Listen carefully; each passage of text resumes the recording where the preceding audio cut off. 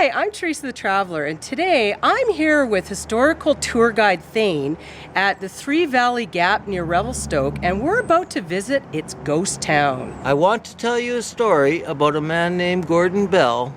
He built everything that you see here today. Gordon was born in 1933 in Calgary, Alberta. As a young boy roaming the streets of that town, he saw grown men going hungry who thought they had no hope for the future. And Gordon vowed before he started school that he and his descendants would never be in that position. Now, when Gordon was about 18 years old, his father was a saw filer working in a sawmill in Revelstoke. Gordon came out to spend the summer with his dad to help him and to do odd jobs around town. During that summer, he met this good-looking young blonde, bought himself his first automobile, used, and it is the 27 Chrysler in blue in our auto museum. Those are the wheels that Gordon used to woo the woman that he wed, Ethel. Married in 1953, they moved to Edmonton to start their family. Now, in 1956, with the announcement of the building of the Trans-Canada Highway, Gordon and Ethel decided they wanted to move to this valley, raise their family in this beautiful, pristine environment. They looked up and down the valley, settled on the piece of property on this end of Three Valley Lake. It was all swampland, the whole place. First thing they did was bring in 25,000 loads of rock and fill from the creation of the rock cut along the side of the lake for the highway. They firmed the property up and they began to build. And by the time the highway opened in 1960, they had their first 7-seat restaurant, 7-room hotel unit, and a little tiny museum open to the public. But they didn't have any money. So Gordon took a full-time job in Regina, Saskatchewan. Besides doing his job on the prairies, he was collecting there. You'll see a lot of the collection in our town today. Every Friday after work, he'd load that week's collection and his family up in a van and a trailer, drive non-stop here to Three Valley, drop the collection off, and return to Regina just in time for his job on Monday morning. He made that trip every weekend for 3 years. Then he woke up one day, realized while he was in Regina, nothing was happening here. So he moved his family here and he began to build. The main chateau was started in 1980, built floor by floor, wing by wing over the years. Gordon was very proud of the fact that while the chateau was under construction, there were no written plans. He kept it all in his head. Today, we have 22 original buildings. The remainder, like these on Main Street, are recreations built from materials in the style of times. All the buildings have been filled with the personal collection of Gordon and Ethel Bell, a lifetime of collecting. This is a replica of a famous saloon up in French Creek, the Golden Wheel Saloon, built in about 1863. Would you like to go inside? Absolutely.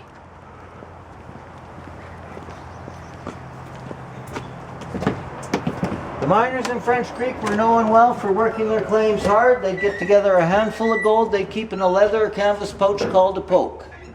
And those miners, it was almost a tradition, when they came into a place like the Golden Wheel, sat down, they had no intention of leaving until that gold was all gone. And here's a wonderful example how when people immigrated to Canada, they either came here with something or built something that reminded them of home. In Ireland, this would be called a Kildare or courting wagon.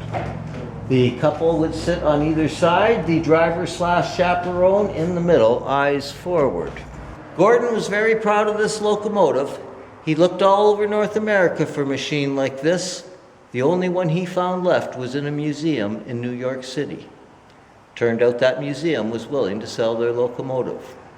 Gordon went to New York, purchased it, put it on a truck, brought it here, placed it on this floor, built this room around it. We don't worry about anyone stealing it. It won't go out the door. The reason Gordon was so proud of this locomotive, mechanically it is almost identical to a famous locomotive called Curly, used by Andrew Onderdonk for the building of the Canadian Pacific Rail line from Port Moody on the coast up to Curlaggy, where they drove the last spike. This is the largest covered roundhouse in North America today. Are you ready? I am ready. And what would the conductor say then?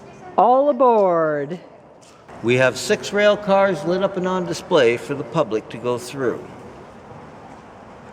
Oh, so this is where they change In the the era tracks. of steam, locomotives like that one over there could only travel in one direction. They had to have a way to turn them around. To do that, they built circular turntables, surround them with a building we call a roundhouse. And at the end of the era of steam in the 1950s, over 10,000 roundhouses in North America. Today, fewer than 100 remain. We have a collection of 18 antique automobiles. They range from 1902 to 1931, show the development of the automobile. And how Gordon got a hold of some of these, I have no idea. Now, if Gordon was with us today, he would be the one giving this tour. He would shine with pride to show you his collection. He'd stand where I am and ask the group what Gordon considered to be the question. What does it take for a man to build everything that you see here today? Could have a lot of answers. The one Gordon was looking for, a good woman at his side, Ethel Bell. And she's still alive, is that correct? She is, and she is doing just fine. And does she still live here? She does, in the apartment that Gordon built for her in the chateau. To learn where else to go and how to get there, check out my website, www.wheretogoandhowtogetthere.com, or buy my book, Teresa the Traveler Tells You Where to Go and How to Get There.